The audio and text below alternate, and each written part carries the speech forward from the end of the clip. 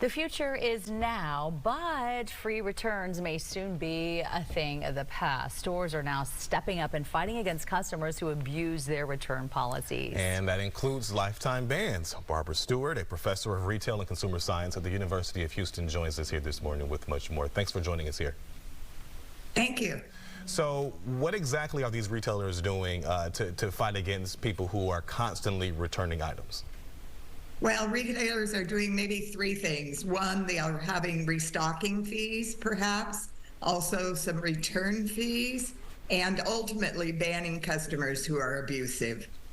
Now, when we say abusive, what are we talking about? Taking back, I picture like an outfit with makeup or stains on it or something that look like you've already worn it, or what's considered abusive? Well, abusive is blatant, consistent returnings, either a high volume of returns or returning merchandise that can't be used or restocked or resold.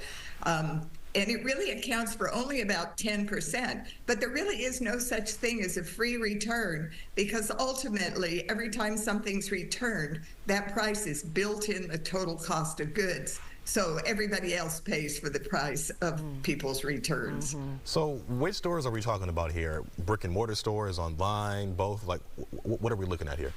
Well, returns are a real issue for both brick and mortar and online stores. Total returns are about $750 to $850 billion a year. But the real offenders these days are the online situations.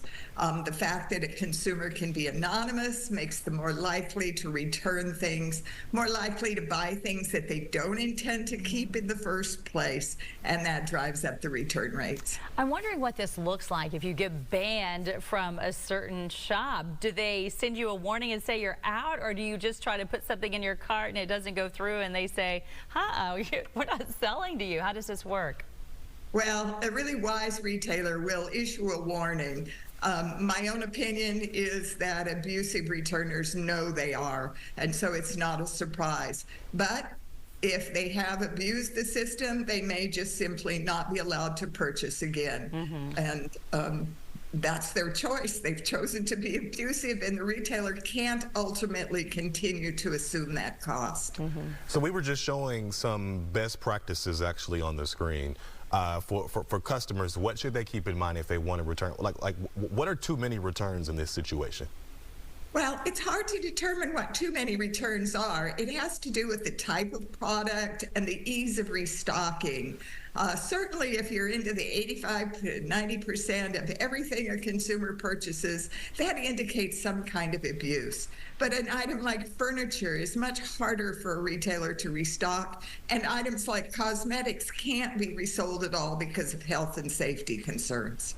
Do you know if there's anything a customer can do to get back in on the good in case they get denied from buying if they've abused it? I think the best advice is proactive. Buy what you intend to keep. Don't just buy because you might want to see it or you might want to try it on. Only buy those things that you're very intentional about wanting to keep. And ultimately, be respectful of the retailer. Retailing and buying is a relationship between buyer and seller, and be respectful of that. Retailers are in the business of providing goods at a reasonable price.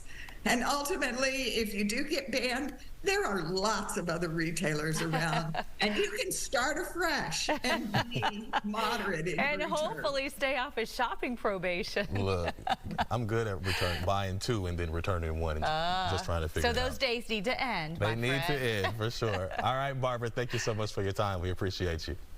Thank you very much.